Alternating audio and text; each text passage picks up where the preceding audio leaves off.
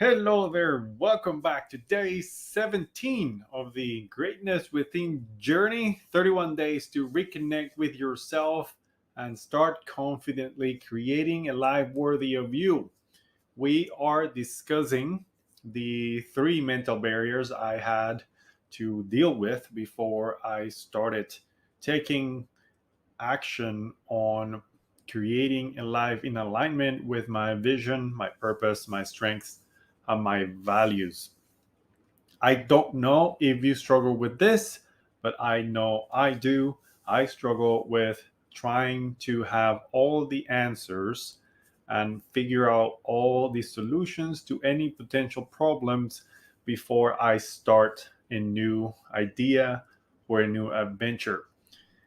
I would say it depends on the day, but for the most part, I'm always thinking about the potential outcomes and trying to figure everything out before I start.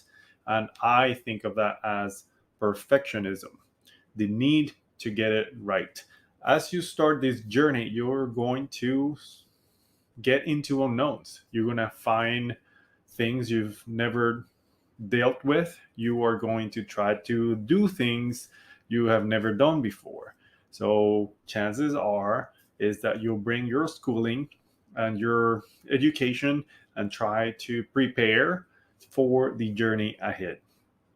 And in the preparation, you probably end up preparing to prepare. So the point of this is to deal with that mental barrier, this need to get it right straight from the beginning. And that is not necessary. I heard Les Brown say, you don't have to be great to start, but you do have to start to be great.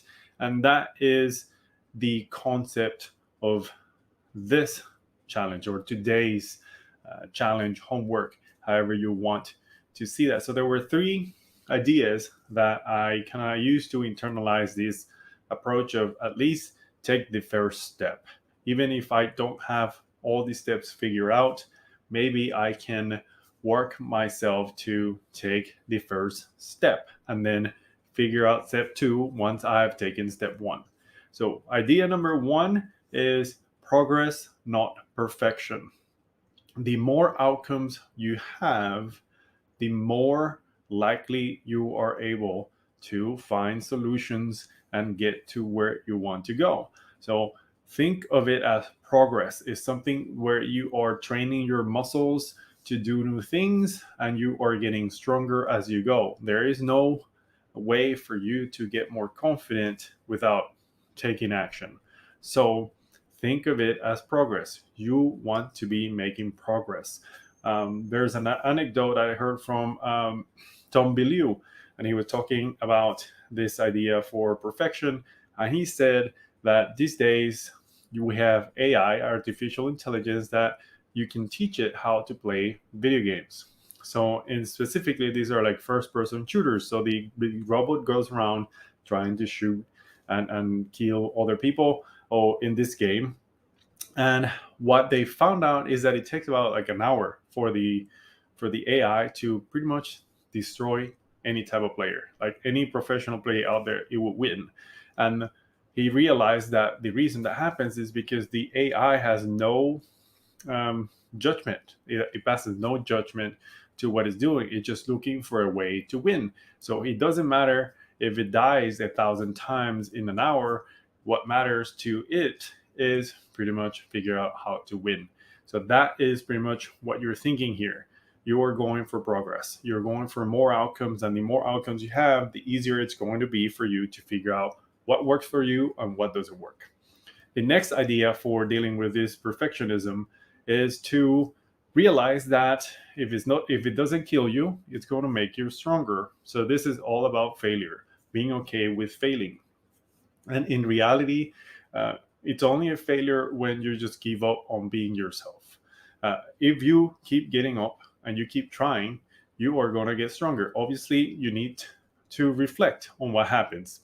You need to identify what style worked for you, what things you can do better, what you need to practice and apply with more efficiency and effectiveness. And if you think of it as a journey, if you think of it as a discovery and exploration, you're just getting into this idea of creating a life worthy of you because you are wanting to learn how to better express yourself fully. It's going to be a lot easier than you trying to be winning or losing.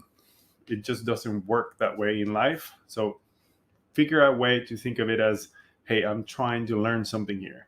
I'm trying to explore something new. I'm going to get stronger. I'm going to get better. And then the last one is reconnect with your fearless inner child.